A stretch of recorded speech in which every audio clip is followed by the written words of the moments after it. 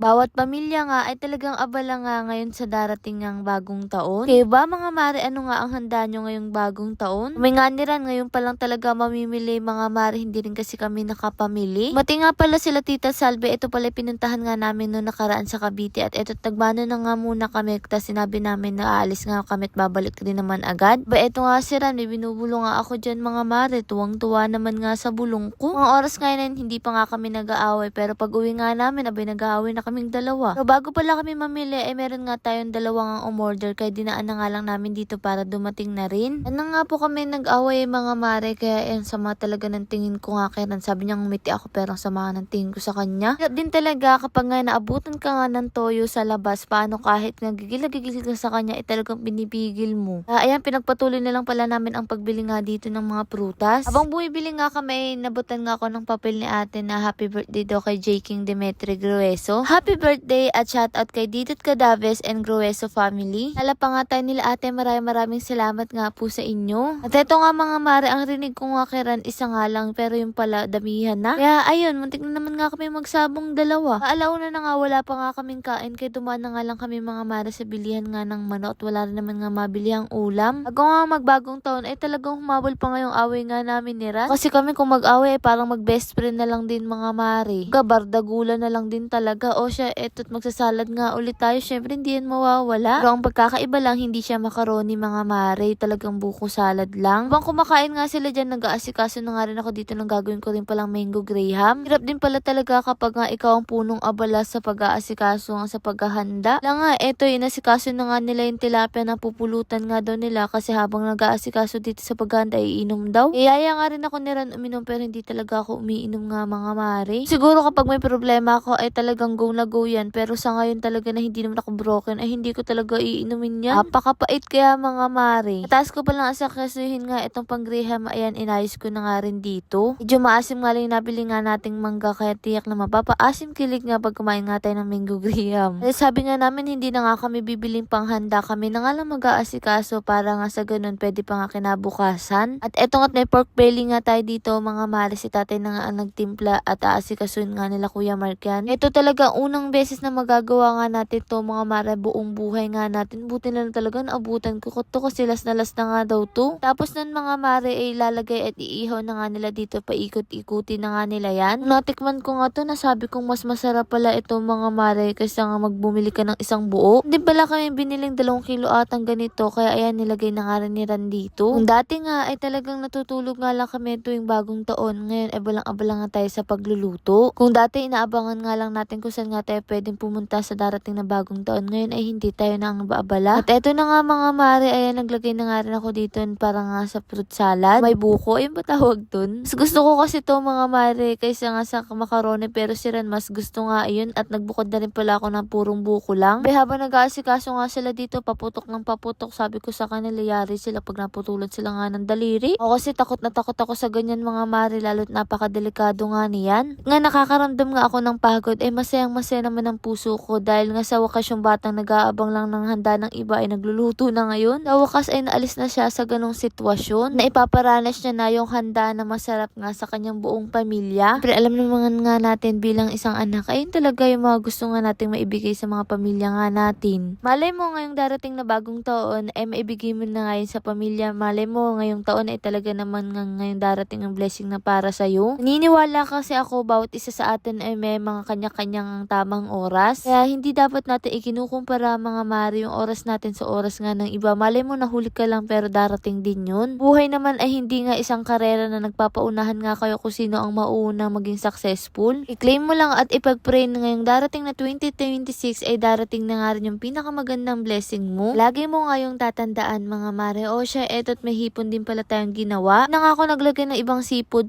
na nga lang. Pala sa hipon ay meron nga rin tayong manok nga dito para sa mga bata. Medyo hirap din talaga ako sa pagpiprito, napakatagal pala nito. Naman nga mga mare, may idea nga kayo yung talagang masarap nga yung manok tapos hindi nga ganun katagal kasi ang hirap alisin nga mga mare yung dugo niya. Kung nakitang okay na nga, ayan kumurot na nga rin ako mga mare, pero ayan hindi pa nga medyo sunog dyan, pero nung pagkatapos ay nasunog-sunog na. Ang napansin nyo talaga yung hotdog nga na sunog mga mare. Sabi nga sa comment section, muntik na dumasunog yung hotdog. O si Kuya Mark nga ang nakatuka nga dun mga mare. At eto nga't malapit nang maghapon, medyo medyo kabado na ako dito kung baka maabutan nga kami ng ulan at may kapaguran na rin akong nararamdaman. Ang lulutuin ko pala ay carbonara nga dito kaya inilagay ko na nga yung sahog na to. Tapos inagisa na nga ako dito ng mushroom. Patsambang lutuan na nga lang to mga mare, kung ano-ano na nga lang nilagay ko dyan na base sa nakita ko nga sa video. Sama-sama ko na nga lang yung mga ingredients at nagpultulong na nga rin ako kay Kuya Mark. Sabi ko nga kay Kuya Mark, haluin niya nga hanggang sa lumapot nga mga mare bago nga namin ilagay nga etong carbonara or pasta. Nga akong nabiling cream of mushroom kaya ito na nga lang yung ginawa ko at eto nga mga mare, o diba sobrang sarap nito. Tuwa nga ako, naging successful nga ito mga mare. This time ko nga lang kasi makapagluto nga nito ng halos 2 kilo ata to kasi nga natatakot nga ako baka nga hindi nila magustuhan, pero nagustuhan din naman nila. Na lang talaga may extension nga dito kaya may ilaw nga tayo mga mare kasi hapon na talaga niyan at muntik pa nga umulan. Sabi ko nga rin sa kanila, balutin nga ito ng foil mga mare para nga hindi nga kumunat nga yung balat para mamayang alas 12. Yung ba mga mare, talagang inaantay nyo pa nga mag alas 12 bago nga kayong kumain. Kami si hindi na. Sabi ko ganun din naman nga yun mga mare, basta nakapag-picture na nga kami, okay na nga. Ayun, at eto nga't meron nga palang sobra-sobra kaya ibinigay ko nga kay Ate Vilma. Sana nga nagustuhan nga din mga mare, bali isang bilao nga ito. Sumakto naman nga nandito nga si mama kaya kay mama ko na nga lang pinakisuyuan at eto tamang-tama naman nga nakatambay nga sila dito. Ko na nga rin yung oras yan mga mare para mailagay ko na nga rin ito sa lamesa at pagkatapos na makapagpahinga na nga rin tayo bago inaantay ang bagong taon. Eto't inilagay na nga rin namin mga mare yung atin nga dito nga sa kabilao. Sobrang talaga akong natutuwa ang mga mare sa mga luto nga namin kasi talaga naging successful nga ito kahit sobrang simple nga lang. At maraming salamat sa lahat ng blessing at syempre sa inyo mga mare. Paano ba yun? Bukas na lang ulit. Ang ating MC Bester Barley mura na masarap pa dahil may pineapple extract, hindi mapait at hindi lasang damo. Ang sweetener nito ay cocoa sugar kaya natural at friendly sa katawan. Ang barley natin ay gawa sa natural ingredients at gentle for daily use. Marami rin itong healthy support tulad ng pag-support sa natural defense ng katawan, tulong sa healthy digestion at pag-promote ng magandang metabolism. Kapag stress tayo, malaking tulong ang nutrients ng barley para mapanatili ang glow at freshness ng katawan. Diba ano ang kagandahan sa MC Bester Barley natin? Maraming tayong pagpipili ang flavor. Meron tayong barley juice at sa mahilig nga sa mga dark choco at sa mga coffee lover ay meron nga rin tayong kape. Pero sa mga taong mahilig nga sa mga pure barley ay meron nga din tayo, o diba? Ang tanong, magkano nga ba ang ating barley? Ang ating dark choco ay 1,000, 4 boxes na nga siya at 10 na ang laman. Ang coffee barley ay ganun nga din mga mare. Barley juice at pure barley naman 3 boxes nga rin siya sa halagang 1,000. Free shipping, cash on delivery na nga rin siya nationwide. Pero kapag 1 box naman nga mga mare ng kape ay 350. Nun din ang dark choco. Pag barley juice naman ay 500 isang box, ganun din ang pure barley. Ilalagay ko na nga lang sa comment section kung saan kayo pwedeng bumili.